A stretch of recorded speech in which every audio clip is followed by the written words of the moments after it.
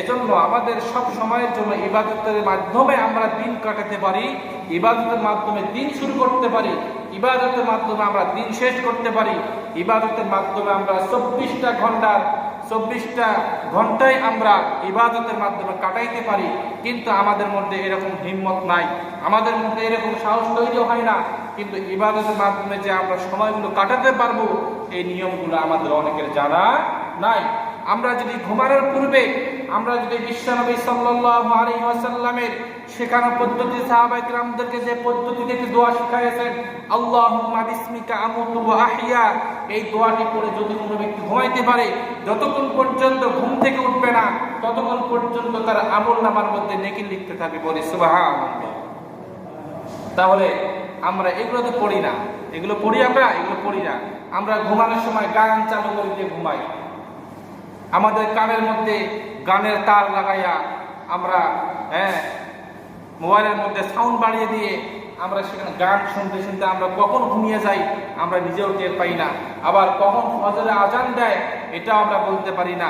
আমরা এমন মুসলমান হয়ে গেছি।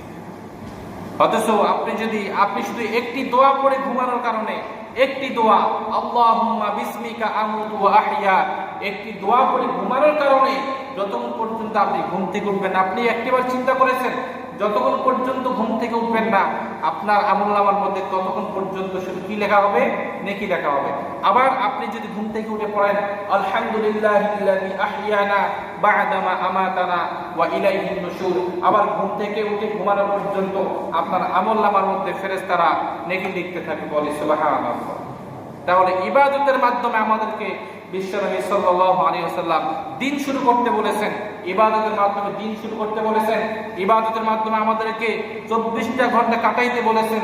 কিন্তু আমরা অনেকে প্রশ্ন করি যে ইবাদতের মাধ্যমে কি আবার 24 ঘন্টা, মানে ইবাদতের মাধ্যমে কি আবার 24 ঘন্টা কাটানো যায় নাকি? এরকম আমরা বলি কিনা? হ্যাঁ, ঘুমের মধ্যে ইবাদত করা যায়। আপনি বাথরুমে ঢুকতেছেন, আপনি প্রথমে বাম পা দিয়ে আপনি একটু দোয়া পড়তে পারেন, আল্লাহুম্মা ইন্নী আউযু বিকা মিনাল খুবুসি ওয়াল খাবাইথ।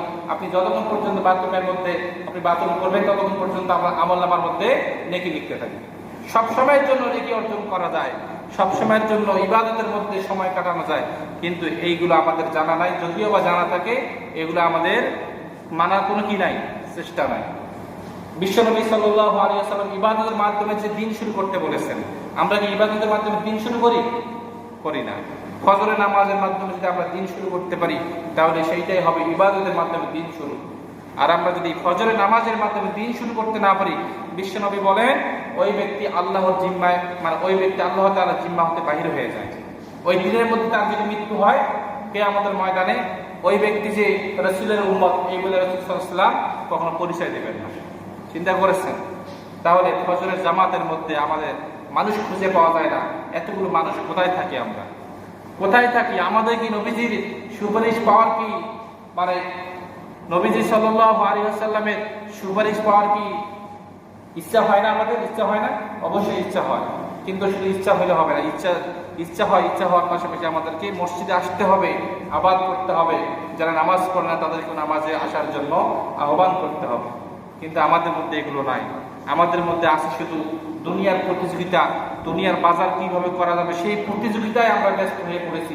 কিভাবে 10 তলা বিল্ডিং করা যাবে, কোন রাস্তায় গেলে 10 টাকা আমার পকেটে ঢুকবে, কোন পথে গেলে আমার পরিবারের উন্নতি হবে, আমাদের শুধু সেই চিন্তা ফিকির। কিন্তু আখিরাতের বাজার করতে হবে, আখিরাতের হিসাব তৈরি করে দুনিয়ার জন্য তৈরি করে নিতে হবে, প্রস্তুতি নিতে হবে। পরকালে কি হিসাব দেব, নামাজের হিসাব দিতে হবে। কাল কিয়ামতের ময়দানে সর্বপ্রথম নামাজের হিসাব দিতে হবে। এই নামাজের হিসাবটা আমরা কেউ তৈরি করে নেই নাই। আমরা নামাজের হিসাবটা কিভাবে তৈরি করে নেই নাই? জুম্মা পড়লাম তো আসর পড়লাম না, এটা কি নামাজের হিসাব তৈরি করে নেওয়া হলো? যদি জুম্মা পড়তে আবার আসরটাও যদি পড়তাম তাহলে বোঝা যেত যে না, আমি নামাজের হিসাবটা তৈরি করে নিতেছি। আবার আসর পড়লে অনেক সময় মাগরিব পড়ি না, তাহলে কি নামাজের হিসাবটা তৈরি করে নেওয়া হলো কিনা? আপনাকে সদা সর্বদা আল্লাহ পাকের সন্তুষ্টি অর্জন করার জন্য 5 ওয়াক্ত নামাজেই মসজিদে এসে আদায় করতে হবে। তাহলে সেই ব্যক্তি নামাজের প্রস্তুতি সহ, মানে নামাজের হিসাবের প্রস্তুতি নিচ্ছে, নামাজের হিসাবটা তৈরি করে নিচ্ছে। কিন্তু আমাদের মধ্যে এগুলো নাই। আমাদের অনেকের পরিবার, অনেকের স্ত্রী নামাজ পড়ে না, দেখবেন যে এখন পর্যন্ত কাজ করতেছে, গরু গোবর ফেলাইতেছে, অথবা গরু বাঁধতেছে, অথবা কাপড় পরিষ্কার করতেছে। কিন্তু এটা তো উচিত নয়।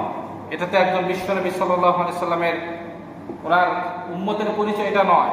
তার উম্মতের পরিচয় হবে আজান হওয়া মাত্র দুনিয়ার সমস্ত কাজ ছেড়ে দিয়ে আল্লাহ পাকের সন্তুষ্টি অর্জন করার জন্য রব্বে কারিমের কুদরতি পায়ের উপরে সিজদা দেওয়া। এই জন্য আমাদের সকলের উচিত হবে 5 ওয়াক্ত নামাজ মসজিদে এসে আদায় করা। শুধু জুম্মা নামাজ পড়ে কখনো জান্নাতে যাওয়া সম্ভব নয়। আমাদের সকলকে 5 ওয়াক্ত নামাজ পড়ে জান্নাত অর্জন করতে হবে। এটাও বাস্তব নয় যে 5 ওয়াক্ত নামাজ পড়লেই যে জান্নাতি হওয়া যাবে, তা কিন্তু নয়। আবু জেহেলও কিন্তু 5 ওয়াক্ত নামাজ পড়েছিল। আবু জেহেলও হজ করেছিল, জীবনে 40 বার হজ করেছে, কিন্তু তাকে কেউ হাজি বলে না। এবং সে কি জান্নাতে যাবে? যাবে না। এই জন্য নামাজ পড়লেই যে জান্নাতে যাওয়া যাবে, হজ করলেই যে জান্নাতের বাসিন্দা হওয়া যাবে, তা কিন্তু নয়। তবে নামাজ পড়তে হবে সল্লু কামা রাআইতুমুনি উসাল্লি। বিশ্বনবী বলেন, তোমরা সেইভাবে নামাজ পড়ো যেভাবে তোমরা আমাকে নামাজ পড়তে দেখেছো, সেইভাবে আমাদেরকে নামাজ পড়তে হবে। তাহলে সে আমাদের জান্নাতে যাওয়া সম্ভব। নামাজ পড়তেছি, রুকু ঠিক নাই, সেজদা ঠিক নাই, রুকু সেজদা তাসবিহগুলো করতেছি, এগুলো ঠিক নাই, তাশাহুদ ঠিক নাই, দোয়াগুলো ঠিক নাই, কোনো কিছুই ঠিক নাই। তাকবীরে তাহরিমা বলার পর নামাজের প্রথম রাকাতে যে সানা পড়তেছি, এই সানা ঠিক নাই, কোনো কিছুই ঠিক নাই। তাহলে আমরা কি করতেছি? এসব ফাওয়াইদুল লিল মুসাল্লিন, ধ্বংস হয়ে যাবে ওই সমস্ত নামাজিরা যারা লোক দেখানোর উদ্দেশ্যে নামাজ পড়ে। অর্থাৎ শুধু নামাজ নয়, যারা লোক দেখানোর উদ্দেশ্যে সমস্ত ইবাদত করে, যে কোনো ইবাদত লোক দেখানোর উদ্দেশ্যে করলেই ওই ব্যক্তির জন্য ধ্বংস হওয়ার জন্য অভিশাপ দিয়েছেন কে? একমাত্র মহান আল্লাহ তাআলা।